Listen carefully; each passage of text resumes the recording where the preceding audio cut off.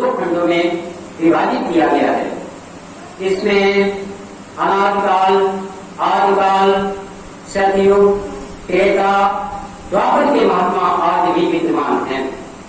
वहां पर जाने के बाद महात्माओं का जो शरीर है वो प्रकाश में रहता है, सत्य का हाथ देता है, न वहां पर जल है, न कोई खाने की व्यवस्था है, बस एक शब्द मालिक का अजर अमर गोरख की तरीके से वहां पर सारे महात्मा जितने वर्षों तक रहे, चाहे उतने वर्षों तक युगों तक रहे हैं। जिसमें आज हमारे योगेश्वरानंद जी महाराज कई युगों के महात्मा सिद्ध आश्रम की व्यवस्था को देखे, जिसमें आज गुरु वशिष्ठ जी, गुरु विश्वामित्र जी, परशुराम जी, दुर्वासा जी, ऐसे यानी हजारों महात्मा वहां पर विराजमान हैं। आखिर ये क्यों विराजमान हैं? अभी तक ये महात्मा अपने लोक में क्यों नहीं गए? 88,000 ऋषि मुनि उसी नैमिष की तपोभूमि के अंदर बैठ करके साधनारत क्यों है? आज भारत की इस यानी है धर्म भूमि के अंदर 3 लाख महात्मा भारत के कोने कोने में बैठे इंतजार किसका कर रहे हैं? ये कौन सी लीला थी? इस लीला के पीछे राज रहस्य क्या था? जिन महात्माओं को आज इस सृष्टि के नीचे कंदराओं में, गुफाओं में बैठ करके उस अनामी पुरुष का इंतजार करना पड़ रहा है, क्योंकि सृष्टि पर कभी भी किसी भी युग में वो अनामी महाप्रभु, वो सत्पुरुष इस सृष्टि पर नहीं आए। और पहली बार आने के बाद जति सती योगी जितने भी महात्मा योग साधना करते हैं वो सत्पुरुष का दर्शन नहीं कर पाते हैं, वो अनामी पुरुष तक नहीं पहुंच पाते हैं। इसलिए अब की बार उन्होंने देखा कि कलयुग में सत्युग लाने के लिए वो स्वयं चल करके आए हैं व्रतलोक में, तो उनका दर्शन और उनका सानिध्य हमें कब होगा? उसका एक रीजन, उसका एक कारण, उसका एक इतिहास परम पूज्य स्वामी जी महाराज ने आज के 3000 वर्ष पहले व्रतलोक का बना के रख दिया था। 3000 वर्ष पहले ये इतिहास बना के रख दिया था कि कलयुग में सतयुग कैसे आएगा, किस किस का रोल कहाँ पर होगा, इस नाट्यशाला में कौन पात्र बनेंगे और कौन अपात्र बनेंगे, क्या क्या मंच पर लीलाएं होंगी, कैसे कलयुग का गुरु ग्रंथ बनेगा, ये सारी लीलाएं परम पूज्य स्वामी जी महाराज ने पहले रच दी थी। इसीलिए तो मैंने भविष्यवाणियां की थी, भविष्यवाणियां की थी। मैं थोड़ा सा परिचय कैसे कराना चाहता हूँ। ये जो पहला कलेक्टर परम पूज्य स्वामी जी महाराज का और महान संत सम्राट जी का वर्तमान का है। फकीर के देश में महान संत सम्राट जी भी हैं और परम पूज्य स्वामी जी महाराज भी हैं। दूसरे कैलेंडर में आप देख रहे हैं कि नेताजी सुभाष चंद्र बोस के नाम से सारा संसार जानता है, लेकिन एक दूसरा कोई इधर आ गया, वो किसका है? यही तो कला है। 24 कला के अवतारी और यहाँ पर अपनी कला का रूप 1945 में दिखाया मरने का और कैंसर कर दिया। गुरु के आदेश में महात्मा मर गए, वो यानी नर से नारायण बन गए, वो यानी है योगी बन गए और योगी बन करके उन्होंने उस लक्ष्य को प्राप्त किया, साधना करके इच्छा मृत्यु नाम को प्राप्त कर लिया, सूर्यास्त शक्तियों को उन्होंने प्राप्त कर लिया। वो कौन गुरु था जिस गुरु ने इनको नाम दान दिया और शिक्षा कराने के बाद में आज युग परिवर्तन के लिए सारे संसार में उन्होंने अपना ऐलान कर दिया। परम पूज्य महान संत सम्राट इनका नाम पड़ा, वो कौन गुरु था? 1945 से लेकर के 48 में जिन्होंने नाम दान दिया जाकर के हिमालय में, वो गुरु कौन था? मैं इतिहास बताऊंगा। एक गुरु ने चारों युगों का जिम्मेदारी ली है, चारों युगों का ठेका लिया है परिवर्तन करने का, लेकिन वहां पर आध्यात्मिक गुरु नहीं, राजगुरु बनकर के जब सृष्टि पर आता है तो उसके साथ में अवतारी शक्तियां आती हैं, अवतारी शक्तियों के द्वारा परिवर्तन होता है। आध्यात्मिक गुरु धर्म गुरु के माध्यम से कभी परिवर्तन नहीं होता है। आध्यात्मिक और धर्म गुरु केवल आगामी आने वाले भविष्य का संकेत करता है कि मेरी बात को मान लो, अगर मेरी बात को नहीं मानोगे तो ऐसा ऐसा समय आएगा बच्चा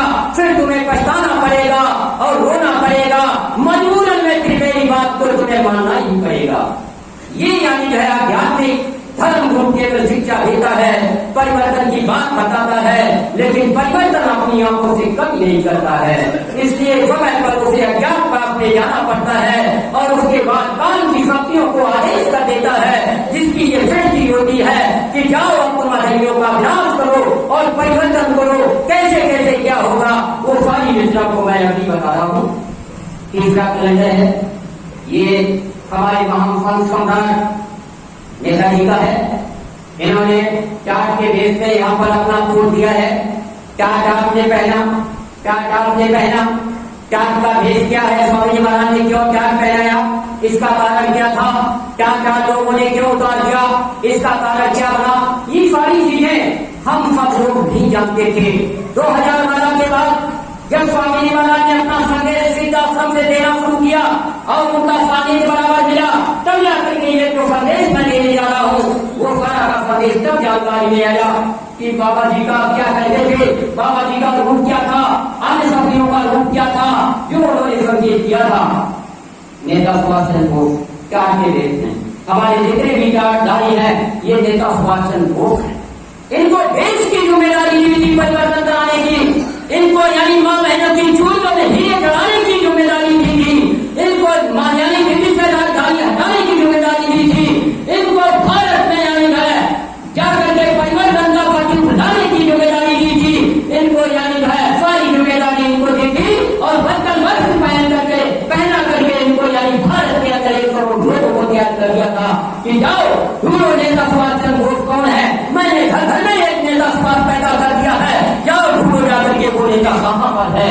आज वो रूप और इनका रूप एक था, उनकी जिम्मेदारी इनके ऊपर थी, लेकिन इन्होंने कितना कर्तव्य निभाया नेताजी का देश के प्रति और स्वामी जी महाराज के प्रति ये जाने, उनका काम जाने।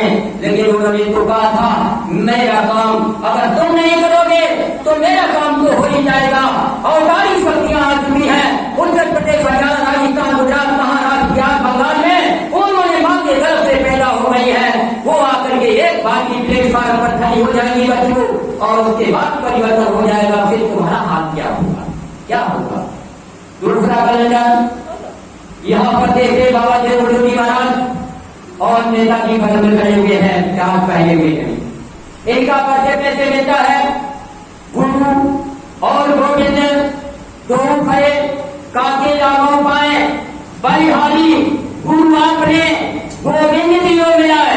हमें तो गोविंद से मतलब नहीं था, भगवान से मतलब नहीं था। उन्होंने तो ये कहा था कि ये नाम नहीं इंसान का, ये नाम है भगवान का। देव देव नाम प्रभु का है, भगवान का है, परमात्मा का है। लेकिन वो परमात्मा कौन है, भगवान कौन है, वो प्रभु कौन है, अभी तो पता ही नहीं चला। ये नाम आखिर किसका लगाया स्वामी जी महाराज ने, जिसका हम लोग रखते हैं। कहते तो हैं अनामी प्रभु है, सत्पुरुष है, बाबा जी का नाम है, लेकिन बाबा जी ने तो साफ कह दिया कि मेरा तो नाम है नहीं, मेरा नाम तो गोस्वामी महाराज का नाम है। मैंने तो इस नाम को जगाया है, वो नाम किस प्रभु का है, वो नाम किस भगवान का है, वो नाम किस परमात्मा का है, इसका राज है किसको पता है। अभी स्वामी जी महाराज ने जब खोला है, जब हम लोगों को नैमिष में भेजा है सतयुग की स्थापना करने के लिए, चौथे में आने की तैयारी करने के लिए, तब स्वामी जी महाराज ने खोला है। इसका मैं राज बताऊंगा। उधर का स्वामी जी महाराज को कैलेंडर लगा हुआ है, जय गुरुदेव, जय सतयुग, सतगुरु सतराम तुमको लाभ। ये स्वामी जी महाराज का सिद्ध आश्रम का नया कैलेंडर है। जो लोग कहते हैं कि बाबा जी मर गए, वो बाबा जी इस रूम में आज मौके पर है और बाबा जी ने इसमें इसी रूम में आपके बीच में आएंगे, होम पूजन करेंगे। होम पूजन करने के बाद चौथे महायज्ञ का शिलान्यास करेंगे और उसके बाद हवन कुंड वहां पर बनना शुरू हो जाएगा। चंद दिनों के अंदर में इसका इंतजार करो, इंतजार करो। तारीख घोषित हो चुकी है, जो बारी की तारीख भी है, केवल हम लोगों को वहां प्लेटफॉर्म बनाने की देरी हो रही है, स्वामी महाराज को आने की देरी नहीं हो रही है। बस इन चीजों को आप समझ लीजिए। आखिरी में नजर आप देख रहे हैं तमाम क्रांतिकारी कुरुक्षेत्र का रणभूमि तैयार है, असुर शक्ति होशियार। जितनी भी असुर शक्तियां हैं भारत की नहीं, पूरे विश्व की यानी जितनी भी असुर राज्य है, जितने राक्षस हैं, उनके लिए ये नया घोषित कर दिया है कि सावधान हो जाओ, सावधान हो जाओ, पाकिस्तान का नाम मिटेगा, राजनीति बिलसाएगी, ऐसी आफत आएगी, दिल्ली का तख्ता पलटेगा। स्वामी जी महाराज ने कहा था कि आगे चलकर के परिवर्तन कब होगा? जब कब्रों से मुर्दे निकलेंगे और वो मंच पर आकर के खड़े होकर के बोलेंगे, तब जाकर के परिवर्तन हो जाएगा, परिवर्तन हो जाएगा। वो मुर्दे कौन है हमको तो पता नहीं था, लेकिन इस मंच पर आने के बाद में तब पता चला कि मुर्दे कौन है।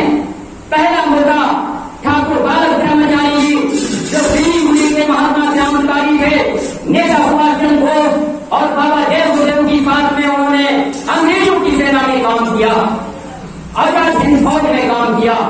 दूसरा यानी वह उसी में एक चित्र दिखाता है विज्ञानी भामा के रूप में, ये भी हमारे क्रांतिकारी, और उसके साथ में हमारा एक यानी तीसरा कोड दिखाई दे रहा है हिटलर के नाम से, ये भी हमारे क्रांतिकारी, ये हमारे भारत के लोग हैं। ये विदेश में कैसे इन्होंने काम लिया, कैसे जन्म लिया, इसका इतिहास बहुत लंबा है, कभी समय मिलेगा तो मैं बताऊंगा। इसके बाद में चौथा कोड यहाँ देख रहे हो जो कैद लगाए हुए हैं, यही बाबा देव गुरुदेव जी महाराज हैं, जिनका नाम असली है बचपन का Subroto Mukherjee, Subroto Mukherjee, chief of marshal. अंग्रेजों की फौज में रह करके 1945 तक इन्होंने काम किया, आजाद हिंद फौज में आ गए।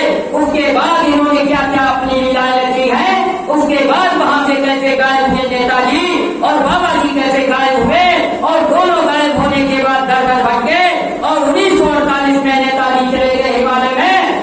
उन्होंने यानी गुरु विश्वामित्र जी से नामदान ले लिया और जाकर के घर से नारायण साधना करने उसके बाद बन गए।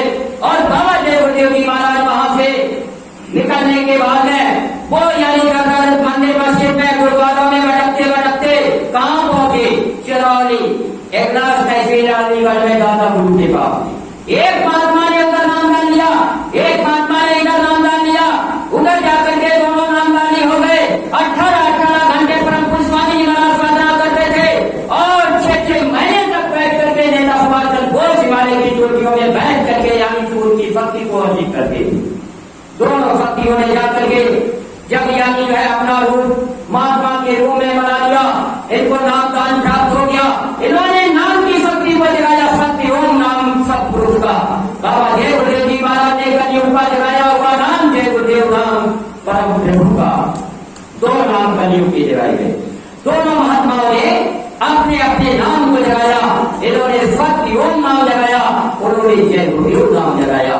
दोनों शक्तियां अपने अपने स्थान पर जाकर के बैठ गई। एक मथुरा में जाकर के बैठ गई, जाकर के वो दयाल के रूप में और एक क्रांतिकारी के रूप में टाट के भेष में जाकर के फैजाबाद, और फैजाबाद के बाद में वहां उज्जैन आश्रम सीतापुर में बैठ गए जाकर के। बस यही खेल होता रहा हमारे आपके। बाबा जी नामदान देते रहे मथुरा में और नेताजी नामदान देते रहे उज्जैन आश्रम सीतापुर में। बस बीच का जो खेल होता रहा हमारा आपका आप पिछौड़ी कि ये यानी है जिलाध्यक्ष, वो तहसील अध्यक्ष। स्वामी जी महाराज कहते थे कि बच्चू हमें देखो, इधर उधर मत देखो, हमें देखो, सीधा सीधे बसीधे काम करो। अब हमें देखने का मतलब क्या था? इधर उधर मत देखो, इधर कौन बैठता था, इधर कौन बैठता था, आप इसको समझ लीजिए। स्वामी जी महाराज कहते थे मुझे देखो, इधर उधर मत देखो। इधर बैठते थे यानी वह किताब पढ़ने वाले, और इधर फूकने वाले बैठते थे। इधर उधर मत देखो, मुझे देखो। अगर इधर उधर देखोगे तो भटक जाओगे, भटक गए लोग, भटक गए। इधर भी देखते रहे बाबूराम जी को, इधर देखते रहे तिवारी जी को, और आज इधर चले गए, आज इधर चले गए, और बाबा जी को ला करके को बैठा बजा करके दुनिया में कह दिया बाबा जी मर गए। आराम से यानी है अपनी अपनी दुकानें बनाई और लोग जाकर के अपना काम कर लिए। बस ये हो गया। ये क्यों हुआ? 2007 से मैं चला हूँ, 2012 तक चलूंगा, 2012 से चलूंगा, 2021 तक आ जाऊंगा। बस अपनी बात खत्म कर दूंगा। दिमाग की बात शुरू होगी, क्योंकि इसमें आपको समझाना है। आपको पता नहीं हकीकत क्या है स्वामी जी महाराज की, और लीला मथुरा में क्या हुई उसके बारे में भी नहीं पता है। तो मैं इस खेल को भी बता दूंगा इसी वीडियो में। और 2007 से जो महाराष्ट्र का वास्ता वापस आया लखनऊ में, बीच में बसीरगंज में स्वामी जी महाराज का पड़ा था। तो यानी मन के मुताबिक जिनके मन में भावना जैसी के मूर्त जैसी व्रत जैसी, अरे जिसके मन में भावना थी कि इनकी भावना क्या कह रही है, तो कहा कि ये देखो उमाकांत तिवारी जी ये देंगे नए को नाम, पुरानों को ही संभाल करेंगे। लेकिन मेरे जाने के बाद देख लग गया मेरे जाने के बाद लोगों ने समझ लिया कि बाबा जी यानी है 2012 में चले गए, अब तो यानी है आदेश आपको हो गया। जबकि संकल्प था 1983 में टाट क्यों पहनाया गया? 1983 में जब मौनी बाबा के रूम में नेताजी साधना कर रहे थे फैजाबाद में, तो वहां पर खुफिया एजेंसी लग गई, क्योंकि यहाँ भी खुफिया एजेंसी लगी हुई है, हमारे आपके बीच में लगी हुई है कि नेताजी की बात हो रही है, यहाँ जरूर हो गए, क्योंकि आज भी समझौता चल रहा है 2021 तक नेताजी जिंदा या मुर्दा भारत के अंदर मिले तो उनको बेटे को सौंप दो। ये प्रधानमंत्री से लिखित समझौता है 1945 से लेकर के आज तक, तो वो सारी बातें चल रही है। तो जब खुफिया एजेंसी लग गई तो नेताजी को वहां से जाना पड़ा। नेताजी जा रहे थे, रास्ते में सर्दी का मौसम था, टाट लपेट लिया। टाट लपेट करके स्वामी जी महाराज ने देखा, अरे ये तो तुमने टाट लपेट लिया। तब जाकर के नेताजी को छिपाने के लिए ऐलान कर दिया, संसद को 1 करोड़ बच्चों को टाट पहना है, चलो यानी भोज चिरक दिल्ली में, और भोज चिरक दिल्ली में ले जाकर के स्वामी जी महाराज ने खड़ा कर दिया, नेताजी को टाट पहना दिया, और उसके बाद आप लोगों को टाट पहना दिया, और सीधा पार्लियामेंट की तरफ घुमा करके कह दिया कि बच्चों देखो ये दिल्ली का न्याय, जहाँ भारत का न्याय होता है, ये दिल्ली की न्यायपालिका है, इसके सामने मुंह बन करके तुम यानी संकल्प लो कि जो आज तुम यानी है ये भटकल वस्त्र त्याग का वस्त्र है, यानी योग परिवर्तन का वस्त्र पहनने के लिए आए हो, लपटी लगाने के लिए आए हो, इसमें संकल्प शक्ति बनी हुई है, संकल्प ले लो, और जो संकल्प से यानी हटेगा उसको दोष लग जाएगा। जैसे एक पत्नी अपने पति के नाम की चूड़ी पहनती है, उसी तरीके से तुम टाट को पहन लो, और टाट कब तक नहीं उतरेगा? जब तक यानी है देश के अंदर परिवर्तन नहीं हो जाएगा। माँ बहनों की चूड़ियों में हीरे नहीं आ जाएंगे, दिल्ली की राजधानी उठकर के धार्मिक स्थान पर नहीं आ जाएगी, और एक बीघे में सामान गेहूं नहीं आ जाएगा। टाट तुम्हें नहीं उतारना है, और जिस दिन टाट उतरेगा मैं इसकी होली जलवाऊंगा, ये स्वामी महाराज का वचन है। जिस दिन टाट उतरेगा मैं इसकी होली जलवाऊंगा, लेकिन कब? जब परिवर्तन हो जाएगा। लेकिन इसके बीच में बच्चों परीक्षा यानी सबकी होगी, टाट की भी परीक्षा होगी, महात्माओं की भी परीक्षा होगी, और भूल ज्योतियों की यानी परीक्षा होगी। इसके लिए तुम्हें तैयार रहना है। किसके लिए? देश के लिए। किसके लिए? धर्म के लिए। किसके लिए? आत्मकल्याण के लिए तुम्हें तैयार रहना पड़ेगा परीक्षा देने के लिए। जैसे खेत में खरपतवार तैयार हो जाता है तो उसको निराई गुड़ाई करा करके बाहर कर दिया जाता है, इसी तरीके से जो गंदगी आ गई है संगठन में, इसकी परीक्षा होगी तो अपनी नकली फसली पता चल जाएगा कि बाबा जी को मानने वाले कितने हैं और बाबा जी को नकारने वाले कितने लोग हैं। तो जाकर के वो परीक्षा 2012 में क्यों हुई? 2007 में ये हो गया। 2010 में स्वामी महाराज ने उस आदेश का खंडन कर दिया। क्या खंडन किया? एक दिन की बात है, स्वामी महाराज ने 40 लोगों को कुटिया में बुलाया और सबको बैठाना। शाम के वक्त में कचहरी लगती थी बराबर, अगर कोई स्वामी महाराज की कुटिया में रहता हो तो जानता हो, स्वामी महाराज रोज का रोज यानी सभी को बुला करके वहां पर अपना निर्णय लेते थे और पूरे दिन की समीक्षा करते थे, पूछते थे कि आश्रम के अंदर क्या हुआ, कल क्या हुआ, आज क्या हुआ। शाम के वक्त में स्वामी महाराज ने कहा, देखो ये उमाकांत तिवारी जी, एक को जो मैंने कहा ये मेरा पुराना संदेश है, इसको भूल कर मत देना। तुम सब लोग मुझसे 10-10 लाख रुपया ले लो और एक बड़ी गाड़ी ले लो और यहाँ से तुम सब चले जाओ, मेरा खून चूसना होगा। ये स्वामी महाराज ने कब कहा? 2010 में। उसी में एक व्यक्ति बहुत आनंद था, टाट पहने हुए थे, उन्होंने कहा खड़े होकर के मालिक मैं कहाँ चला जाऊं, मैंने अपना जीवन बचपन से लेकर के इतने वर्षों तक आपके चरणों में बिता दिया, अरे मैं कहाँ चला जाऊं, आप ही कहीं चले जाओ, आप ही कहीं चले जाओ।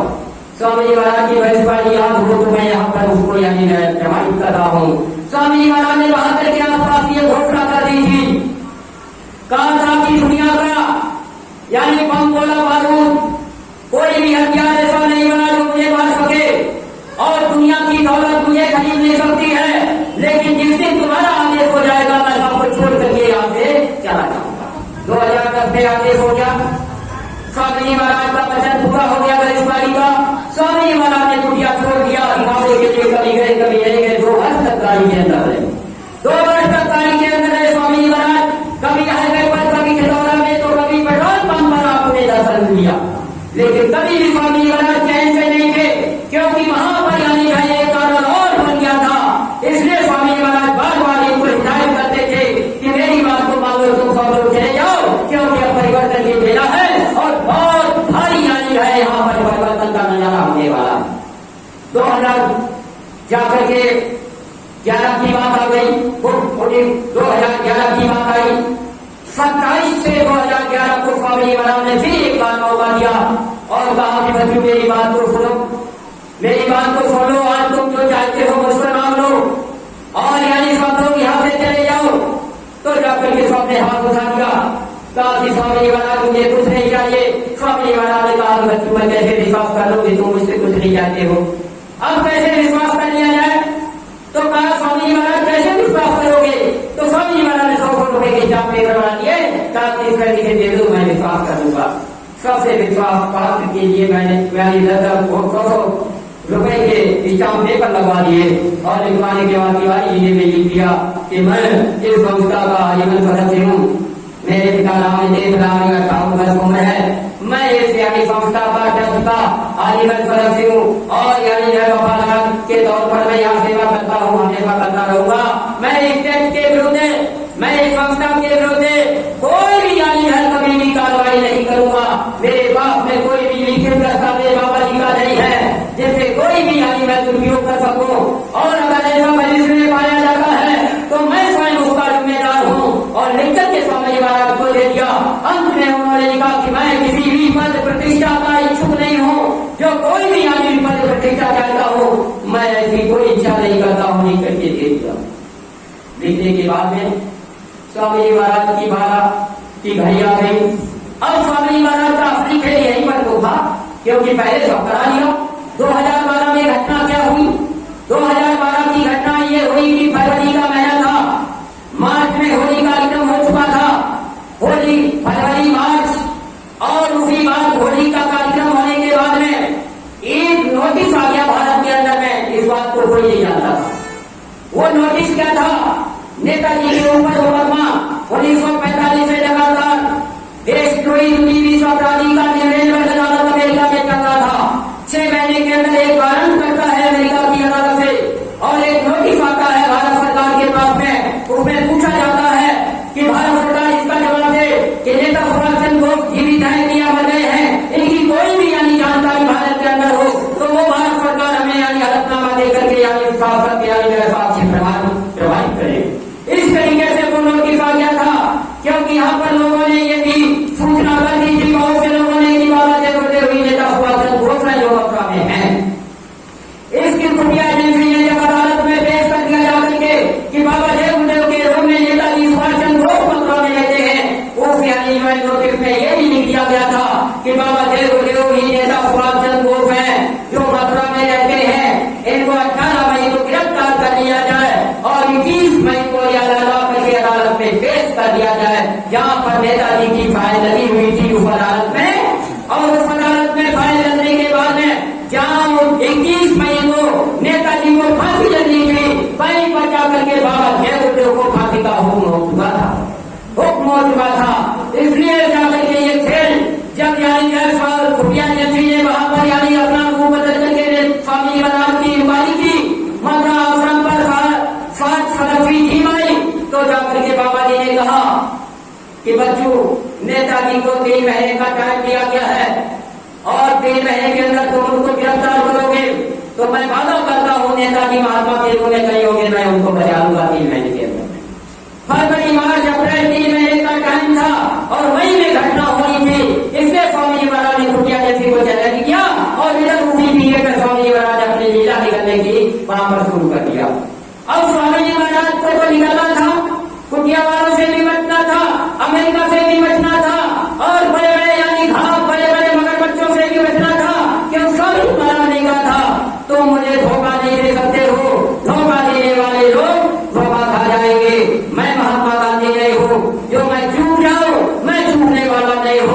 इसलिए मैंने ऐसा जाल बनाया है, छोटी से छोटी मछली, बड़ी से बड़ी मछली, बड़े बड़े मगरमच्छ, बड़े बड़े घड़ियाल मेरे जाल में सब फंस जाएंगे।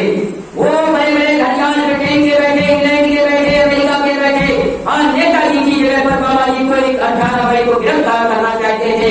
इसलिए बाबा जी ने बीमारी का रूप धारण कर लिया। एक तरह वहां बीमारी की दिखाई, और दिखाने के बाद में स्वामी जी महाराज वेदांता अस्पताल चले गए, और वेदांता अस्पताल में जाकर के 16 मंजिल पर प्रवेश हो गए। वहां पर क्या लीला रची गई, वहां की अलौकिक लीला। लेकिन वहां पर अंतिम काल में स्वामी जी महाराज के गुर्दे फेफड़े निकालने के लिए लोगों ने सौदा तय कर लिया कि बाबा जी को जेल दे करके नहीं मारा जा सकता है, और जाकर के वेंटिलेटर पर स्वामी जी महाराज को रख करके रात दिन तलबा तलबा करके यानी शॉट मार करके बाबा जी को तलवाते थे। जब बाबा जी हाथ जोड़ते थे और कहते थे कि बच्चों के बाप मुझे बच्चों के बाप भेज लो, बच्चों में मैं दर्शन करके ठीक हो जाऊंगा, तभी बेहोश कर दिया जाता था, और बेहोशी हालत में स्वामी जी महाराज को दफा तलवा करके जहर दिया जाता था। जाकर के अंतिम काल में 16 मई की वो घटना है, क्योंकि 18 मई को स्वामी जी महाराज को गिरफ्तार होना था, 17 मई को पुतला आया हुआ था, तो 16 मई को ही स्वामी जी महाराज का ऑपरेशन होना था। ऐसे डॉक्टरों से सौदा तय हो गया था वेदांता अस्पताल में। तो जाकर के वहां पर सौदा जब तय हो गया, तो जाकर के स्वामी जी महाराज ने देखा कि 1:30 बजे ऑपरेशन हो जाएगा, गुर्दे फेफड़े मेरे बच्चे निकाल लेंगे। उसके बाद स्वामी जी महाराज ने कहा कि अब यहाँ से निकलना जरूरी है। तब जाकर के वो छद्म देश में विचर करता, ज्ञानी होगा विज्ञानी होगा, अद्भुत सेनानी होगा, जीते जी कई बार मरेगा, जीते जी कई बार मरेगा, वो भारत में अवतारी होगा, भारत में अवतारी होगा। वो कौन था कि के देश में वेदांता अस्पताल में जिसको लोगों ने पहचान नहीं पाया, और वो अद्भुत सेनानी वहां पर प्रकट होने के बाद स्वामी जी महाराज को वेंटिलेटर से निकाला, गेट नंबर 3 से निकाल करके मदुरई अस्पताल बंगलौर में पहुंचा दिया। ये सब के सब उसी तरीके से रह गए जैसे भगवान जेल के फाटक से कृष्ण भगवान निकल गए, सबके सब योग माया में सो गए। उसी तरीके से नेताजी सुभाष चंद्र बोस महान सम्राट जी स्वामी जी महाराज को निकाल करके वेदांता अस्पताल से मदुरई अस्पताल बंगलौर में भर्ती करा दिया जाके। भर्ती कराने के बाद में स्वामी जी महाराज का काला शरीर पड़ा हुआ था, फपोले पड़े हुए थे, जहर का पानी बह रहा था पूरे शरीर से। स्वामी जी महाराज ने कहा कि मुझे उस बच्चे की तलाश है जिसको 1990 में मैंने मथुरा से निकाला था, और रात को मैंने मुझे आश्रम सौंपा था। वो बच्चा आज मुझे चाहिए, क्योंकि मुझे उसे परिवर्तन कराना है, परिवर्तन कराना है। फिर स्वामी जी महाराज की भविष्यवाणी उठा के देखना जा करके, तो स्वामी जी महाराज ने कहा था कि आगे चल करके मेरा जो काम करेगा वो आश्रम से बहुत दूर बैठा होगा, बहुत दूर बैठा होगा। वो कौन बैठा हुआ था जिसको 1990 में स्वामी जी महाराज ने एक पत्र लिख करके आश्रम से निकाल करके मुझे आश्रम सीतापुर नेताजी के पास भेजा। उनका नाम था योगी राजेंद्र प्रताप सिंह। वो स्वामी जी महाराज के पास सम्राट जी के पास 25 साल रहे। जब वेदांता अस्पताल से निकल करके स्वामी जी महाराज वहां पहुंचे, तब जाकर के उन्होंने कहा कि बच्चों आप मुझे अरविंद की जरूरत उनको दे दीजिए। तब जाके अरविंद प्रताप सिंह जी को बुलाया गया। स्वामी जी महाराज ने गले में निपट करके अपनी व्यथा को बताया, रो रो करके सारा हाल बताया कि बच्चों मेरा ये हाल हुआ है। इतना तो किसी भी गुरु को कंस ने नहीं बताया, रावण ने बताया, किसी युग ने नहीं बताया, जितना मेरे बच्चों ने मुझे बताया है। ये मेरी हालत कर दी है। इन बच्चों को दोष लग गया है गुरु मारने का, और ये बच्चे जहाँ भी मेरे नाम से 1 रुपया लेंगे, मुझे एक जहर का प्याला पिलाएंगे 1 रुपया के नाम के। इतना बड़ा इनको दोष लग चुका है। स्वामी जी महाराज ने वहां 7 दिन तक अरविंद जी के माध्यम से याद करवाया, और वहां पर 3.5 लाख रुपया पैक अरविंद जी ने किया अस्पताल का। डॉक्टरों ने कहा कि पूरा शरीर का खून निकलेगा, तब जहर को मारा जाएगा। तब स्वामी जी महाराज ने कहा कि मैं इस शरीर का खून नर्जर नहीं कर पाऊंगा, क्योंकि किसी का खून मैं न लूंगा। तब जाकर के ट्रांसफर कर दिया, और जाकर के श्रीलंका से जाकर के नेताजी ने वहां से ट्रांसफर करवाया। तब अमेरिका में जाकर के 1 महीने के अंदर जूस पिला के स्वामी जी महाराज को जहर को मारा गया।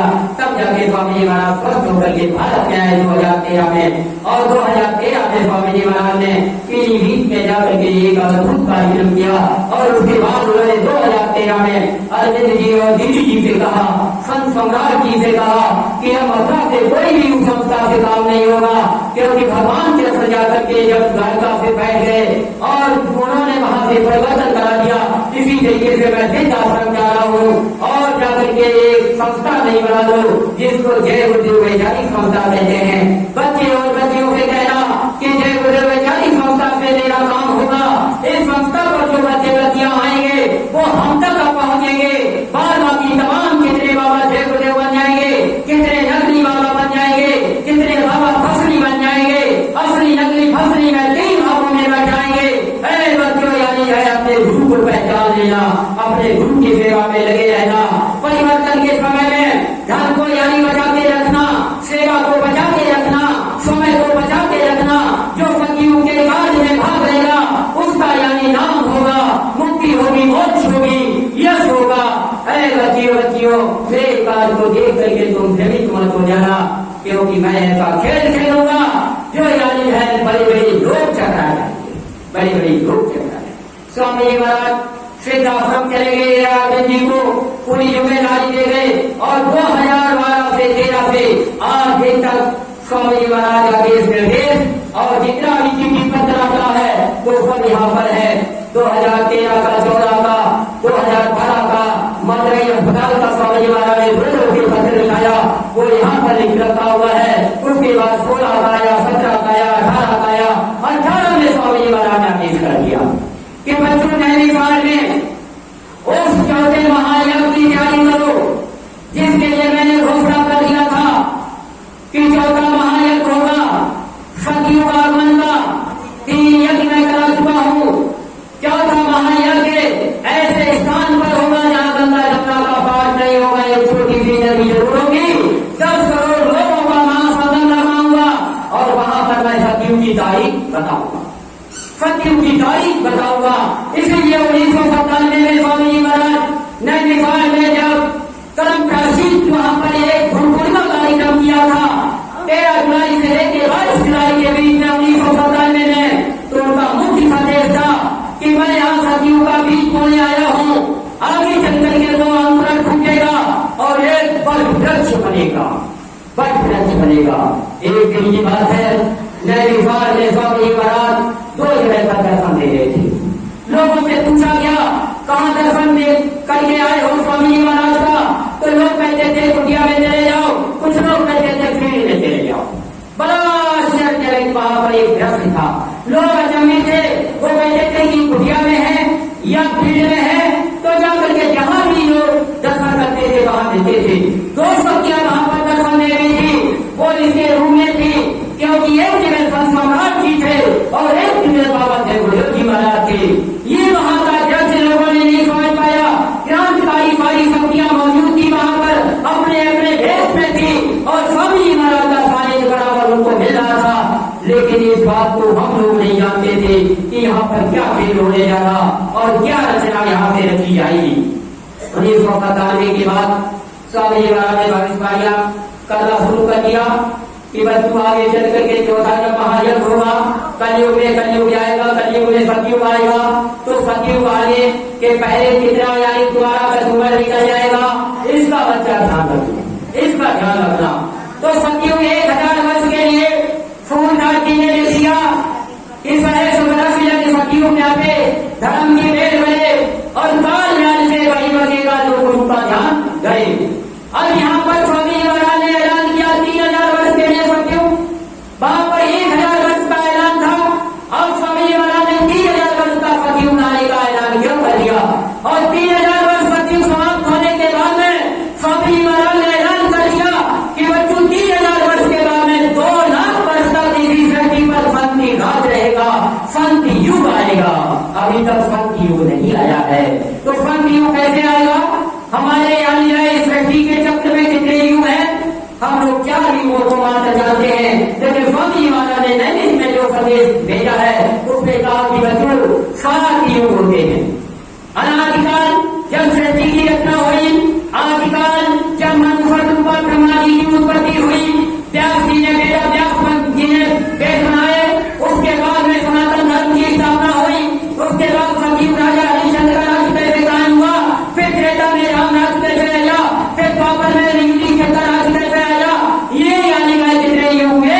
6 अनादिकाल, आदिकाल, सतयुग, त्रेता, द्वापर और इसके बाद में एक बीच में सतयुग। सतयुग आदिकाल के बाद सतयुग, फिर सतयुग, फिर त्रेता, फिर द्वापर और ये कलयुग। अब कलयुग जाएगा, कलयुग में सतयुग आएगा। आज के 3000 वर्ष पहले की योजना कैसे भाषाओं में लाए, इसका थोड़ा सा मैं डिटेल में बताऊंगा, उसको आप समझ लीजिए कि सतयुग क्यों आ रहा है। क्योंकि 4 युगों की हमने व्याख्या की है, सतयुग, त्रेता, द्वापर, कलयुग। सतयुग की आयु होती है 17 लाख वर्ष, त्रेता की आयु होती है 12 लाख वर्ष और द्वापर की आयु होती है 8,64,000 वर्ष और कलयुग की आयु है 4,32,000 वर्ष। लेकिन इन कलयुग में 1,000 वर्ष सतयुग क्यों आ रहा है, इसका कारण लगाना होगा तो आज युग परिवर्तन नहीं होता। कारण तो यानी सतयुग ने ही बना था और सतयुग में जब बना तो सतयुग ही आएगा।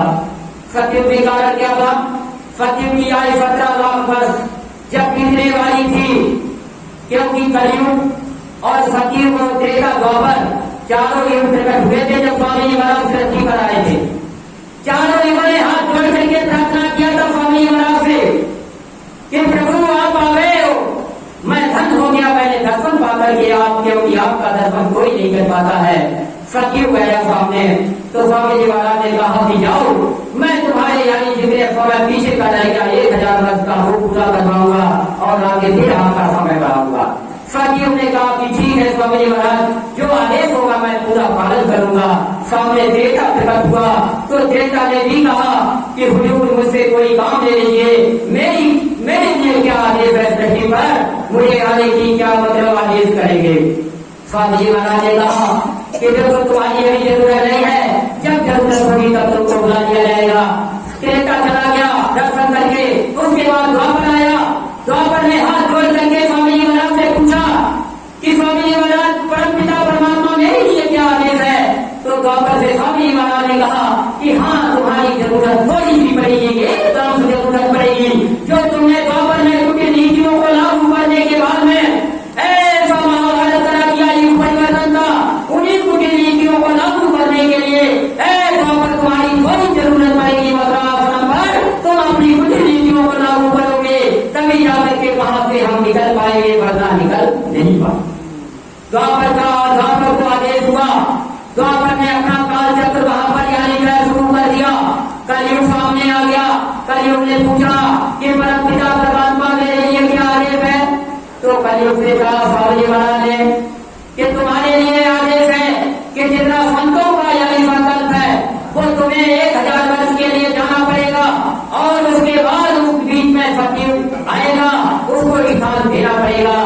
तो कलयुग ने हाथ जोड़े कि परमपिता परमात्मा मैं जाने के लिए तो तैयार हूँ, लेकिन एक शर्त पर जाऊंगा।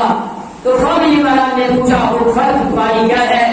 कहा कि सारे ग्रस्त लोग में सारी सृष्टि पर मेरा साम्राज्य है, लेकिन जहाँ पर आप रहते हैं वहाँ मेरा साम्राज्य नहीं है, इसलिए परमपिता परमात्मा मुझे थोड़ा सा समय दीजिएगा, मैं अपना साम्राज्य वहाँ भी पूरा कर लूँ, इसके बाद चला जाऊंगा।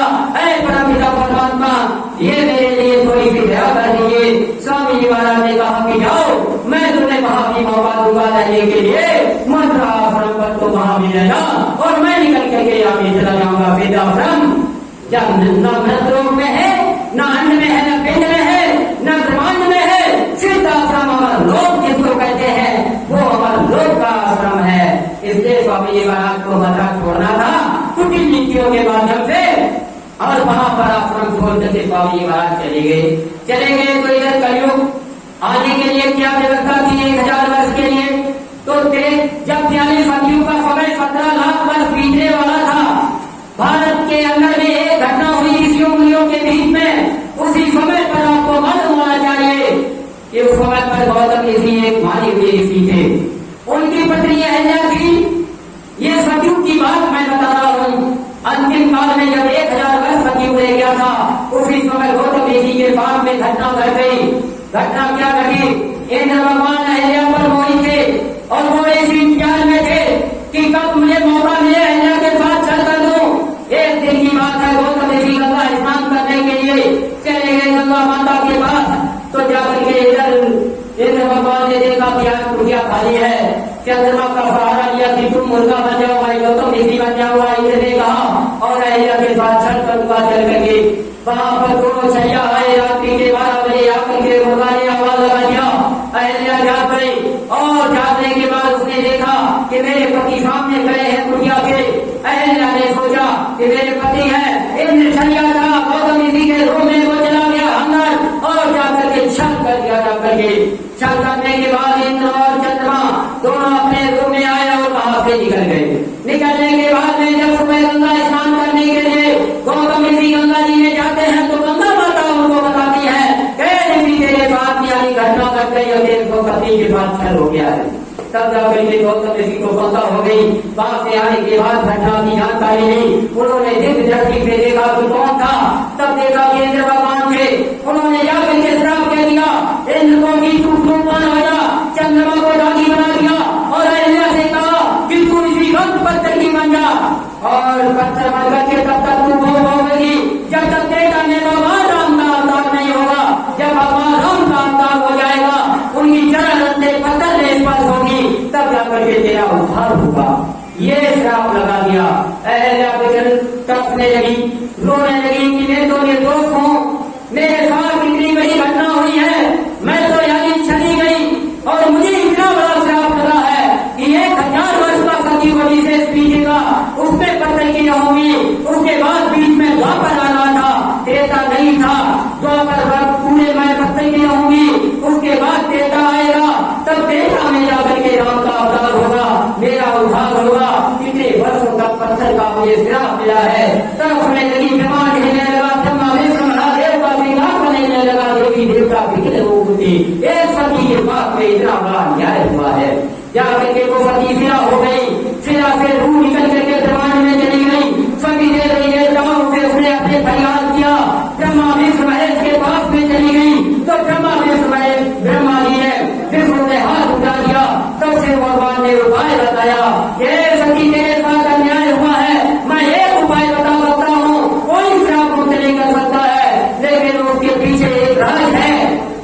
मैं यानी उपाय बता रहा हूँ, कैसे ऋषि मुनि इसी पावन भूमि पर भारत के अंदर कंदराओं गुफाओं में बैठे हुए हैं, जिनके पास तुम जाओगी वो तुम्हारी मदद कर देंगे, कोई मदद करने वाला नहीं। अहिल्या जाती है, कंदराओं गुफाओं में आवाज लगाती है, वो ऋषि त्रिकालदर्शी युगों के बैठे साधना रखते। उन्होंने जब जाकर के अहिल्या की पुकार को सुना, तब जाकर के खड़े हो गए, पूछा देवी क्या बात है। तो जाकर के उन्होंने पूरी घटना बताई कि अभी 1000 वर्ष के लिए सती उन्हें होंगी, फिर द्वापर पर होंगी, त्रेता में उद्धार होगा। इतना लंबा श्राप है। ए महात्मा, मेरे को उद्धार करो, मेरे श्राप से मुक्त करो। महात्मा ने हाथ जोड़ लिए और कहा कि सती तुम्हारा श्राप कोई मुक्त नहीं कर सकता है, लेकिन इस यानी श्राप से मुक्त करने के लिए मेरे पास ऐसा तपोबल है, उस तपोबल से मैं समय को रोक दूंगा, समय को बदल दूंगा और सीधा सीधा त्रेता लाऊंगा, उससे नाम का अवतार करा दूंगा और तुम्हारा उद्धार करा दूंगा। उन महात्माओं ने खड़े होकर के जो 1000 वर्ष का सती शेष रह गया था बीतने वाला, वहां पर उन महात्माओं ने कहा सती महाराज, तुम्हारी 1000 वर्ष की जो उम्र रह गई है, तुम यहीं पर रुक जाओ, क्योंकि मुझे सती का उद्धार कराना है। तुम्हारी 1000 वर्ष की जो उम्र शेष रह गई है, इसको मैं कलयुग में ले जाऊंगा। जब मुझे यानी वहां पर धर्म की स्थापना करनी होगी, उस समय पर मुझे 1000 वर्ष के लिए सतयुग लाना पड़ेगा, इसलिए तुम अभी रुक जाओ। वो सतयुग रुका हुआ 1000 वर्ष का वहां पर था। बीच से त्रेता द्वापर को हटा दिया, सीधा त्रेता को लाए, राम का अवतार हुआ, अहिल्या का उद्धार हुआ। अहिल्या का जब उद्धार हुआ, वो सती नारी यानी पत्थर से नारी बन गई और भगवान राम के चरणों में उसने नतमस्तक किया। क्या किए, प्रभु मैं आपकी ऋणी हूँ, मुझसे कुछ यानी है मांग लीजिए।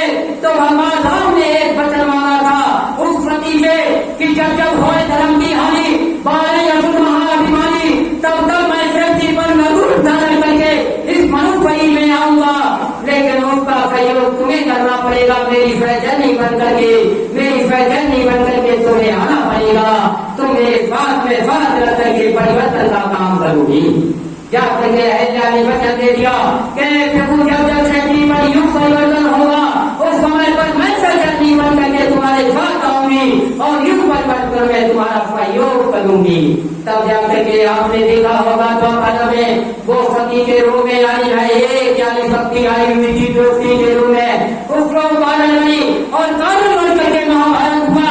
यही कारण था कलयुग में कि कलयुग में कलयुग जाने के लिए 1000 वर्ष का रुका हुआ सती लाने के लिए उन महात्माओं ने जो संकल्प लिया है, उस संकल्प को पूरा कराने के लिए वो महात्मा कितने हैं। आज भारत के अंदर 3 लाख ऐसे सदगुरु बैठे हुए हैं जिन्होंने संकल्प लिया था युग परिवर्तन का और सतयुग लाने का।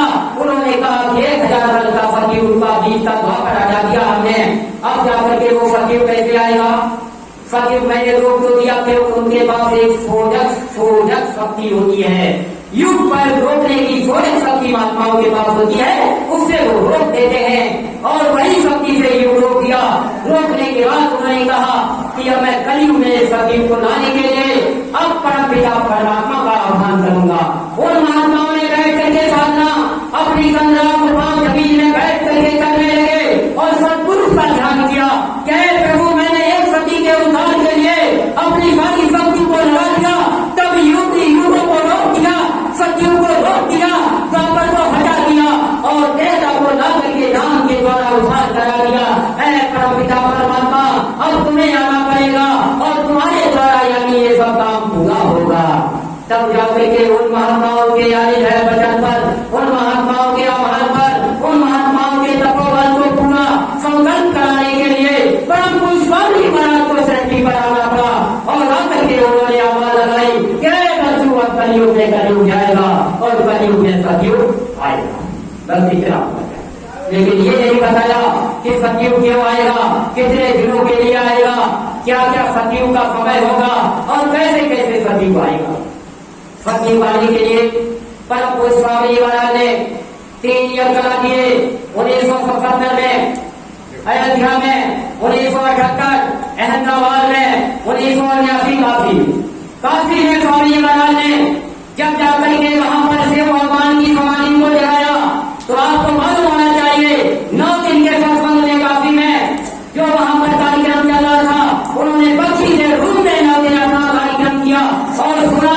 अंत में स्वामी महाराज ने शिव भगवान से कहा कि तुम्हें काशी छोड़ करके जाना पड़ेगा और उसी दिन शिव भगवान जब यह समाप्त हुआ काशी छोड़ करके वहां महाराष्ट्र में शिव भगवान चले गए और शिव भगवान से कहा कि जब अंतिम जन्म महाप्रलय का होगा तब तुम्हें महाबलेश्वर से बम्बई से भारत के अंदर यानी यह काफी आना पड़ेगा और जब तुम आओगे तो वो अंतिम डमरू तुम्हारा बजेगा, अंतिम डमरू बजेगा।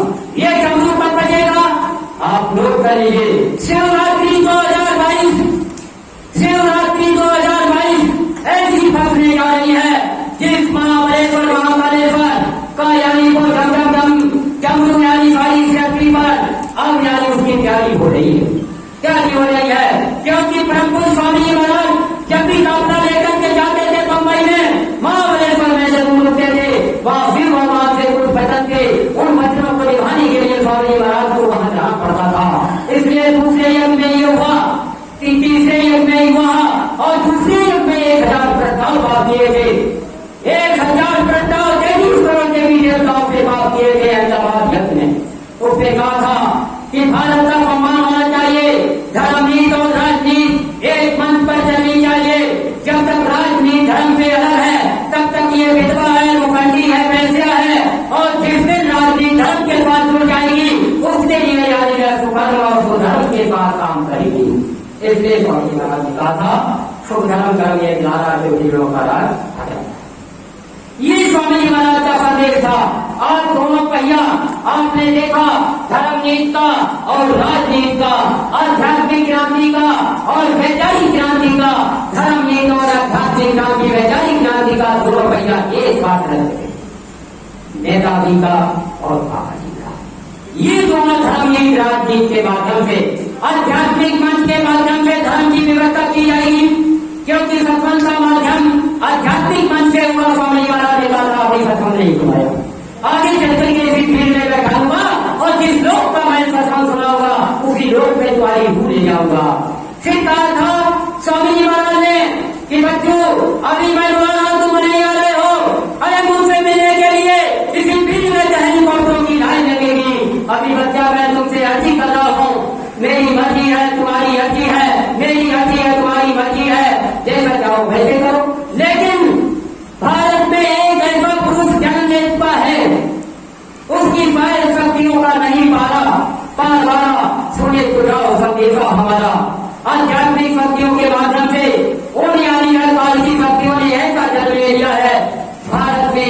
जलवा है कहीं, जिसकी महत्ता का वर्णन नहीं, शायद शक्तियों का नहीं पार वाला, सुने तो जाओ फतेहा हमारा।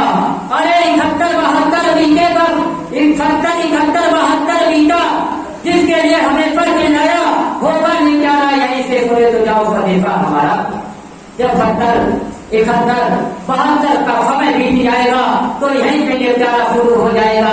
हमने सोचा 71 बताया, 72 बताया, लेकिन नई हीरो की अवधि बताई थी कि 72 वर्ष की अवधि 1945 से लेकर के 72 वर्ष का यानी देश के हीरो के राज की अवधि पूरी हो जाएगी तो यहीं से निपटारा शुरू हो जाएगा, परिवर्तन शुरू हो जाएगा। इसलिए यहाँ पर स्वामी जी महाराज ने सूरदासी ने बड़ी स्वामी लिखी थी कि यानी 2000 के ऊपर 56 वर्ष गए, और विमान जावे अमर गए जगह युद्ध करें, मारूफ मित फेंके सब जब में बचा बहुत बड़े, और द्वादश को फिका हो जाके कट दे रहे, और सूर्य होली को होने का है वो सोच गए। अब 56 वर्ष के लिए संकेत किया था, क्यों? क्योंकि 60 वर्ष के लिए सत्युग में राजा हरिश्चंद्र को जाना कर पड़ा युग परिवर्तन के लिए गुरु विश्वामित्र के युद्ध द्वारा। गुरु विश्वामित्र ने आज गुरु मंत्र के परिवर्तन कराया सतयुग में, 60 वर्ष के लिए भेजा। चंद्र अवतार था हरिश्चंद्र, और जब जाकर के त्रेता आया तो 7 दूनी 14 अंक यानी 2 अंक पड़ा, 7 दूनी 14 अंक 14 वर्ष के लिए राम को अज्ञातवास में भेजा शक्ति को यानी ग्रहण करने के लिए। कौन गुरु था सतयुग में? वही आज गुरु विश्वामित्र जी, और वही गुरु यानी त्रेता का राजगुरु बनकर के यानी राम का विश्वामित्र जी उन्होंने परिवर्तन कराने के लिए उन शक्ति को आदेश दिया कि अपनी बात को वर्ष के लिए चले जाओ। फिर जाकर के त्रेता का क्या समाप्त किया, उसके बाद द्वापर आया तो द्वापर ने उसी शक्ति को ट्रांसफर किया, हरिश्चंद्र नामचंद्र और कृष्णचंद्र को उतारा, और 28 वर्ष के लिए दुर्वासा ऋषि सर्वेश्वर और विश्वामित्र जी ने भेज दिया कि जाओ अपनी बार 28 वर्ष के लिए ज्ञान भाव में तुम्हें बैठना पड़ेगा, शक्ति को अध्यक्ष करा करके महाभारत कराना पड़ेगा। ये द्वापर तक का इतिहास हुआ।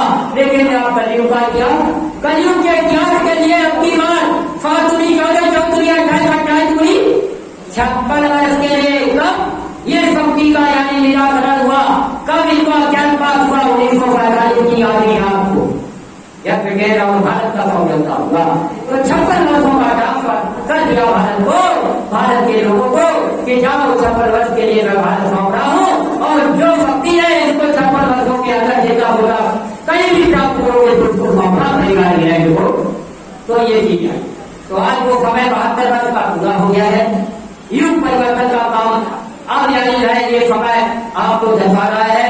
तो वो समय पूरा होने के बाद तब स्वामी जी महाराज ने 14 महायुग की घोषणा किया, और 14 महायुग के लिए घोषणा किया तो जाकर के तीसरी स्थान पर जहाँ 88,000 ऋषियों मुनियों की तपोभूमि है, जहाँ मनु शत्रुघ्न ने 1000 वर्ष तपस्या किया, वहाँ पर 1000 वर्ष 2000 वर्ष बैठ करके सनातन धर्म की स्थापना किया, जहाँ पर जाकर के यानी वेदव्यास जी ने वेदों की रचना किया, जहाँ पर ब्रह्मा विष्णु पर, जहाँ पर ब्रह्मा जी ने 1 लाख श्लोकों की रचना किया, जिसमें ऋग्वेद सामवेद वेद बनाए, जहाँ पर अच्छे बुरी कान्य तमाम यानी ध्यान लिखा गया, 1 लाख श्लोकों में अच्छे ज्ञान कर्म कांड और पूरा जो अपना कांड ज्ञान कांड के वही स्थान पर बनाए गए। ये स्थान वो है जहाँ 88,000 ऋषियों मुनियों ने साधना किया, और उस ईश्वर ने आकर के उनको बता दिया उन महात्माओं को कि जाकर के आने जाए, मैं आकर के आने जाए 88,000 ऋषियों मुनियों को इस 14 महायज्ञ की आने जाए पूरी यहाँ पर व्यवस्था करूंगा, और उस यज्ञ की आने जाए तैयारी करवाऊंगा। तो सब कुछ स्वामी जी महाराज ने वहाँ पर उन्होंने भक्ति को भेज करके आज 14 महायज्ञ की तैयारी करा रहे हैं। इसमें हमारी दीदी जी बैठी हुई है, और योगी राज भैया जी आपके यहाँ पर उम्मीद है कि 5 अक्टूबर को आएंगे, उम्मीद वाली है, और जाकर के दीदी वहाँ बैठी है तो उनके मुखारजन से भी बड़ा परम स्वामी महाराज का सम्राट जी का आप लोगों के बीच में देने जा रही है। क्योंकि हर युग में एक शक्ति का आधार प्राप्त नहीं हुआ, 1984 में स्वामी महाराज ने कहा था कि चंडी निकल पड़ी है, उसका क्या काम होगा, कहाँ पर कैसे है, मनुष्य रूप में कहाँ है, उसका व्याख्यान क्या है, तो इसका तो पट्टे बाद में मिलेगा। लेकिन कुल मिलाकर के जिसको यानी जो है नाम दिया जाता है कि शक्ति स्वरूपा, शक्ति स्वरूपा आपसे नहीं कहा गया, शक्ति स्वरूपा आपसे नहीं कहा गया, शक्ति स्वरूपा महात्माओं ने स्वामी महाराज ने कहा है कि ये शक्ति का स्वरूप पृथ्वी पर आई थी। दूसरे योगी राज योगी वो होता है जो लोगों की जाहिर है आने जाने की जिसके पास पावर होता है वो योगी होता है। युग परिवर्तन के लिए वो काम करता है। तो ये जो दो छुट्टियां हैं उनके माध्यम से ये सारा काम नए में उसी यानी कभी पीठ पर होने जा रहा है। और वहां पर आप लोग 19 अक्टूबर से लेकर के 22 अक्टूबर के बीच में जो एक महान कार्य होने जा रहा है, कार्यक्रम के द्वारा युग परिवर्तन की आवाज, युग परिवर्तन की व्यवस्था, युग परिवर्तन का संदेश स्वामी महाराज का जो आ रहा है वो वहां पर आपको मिलेगा। वो तो मैं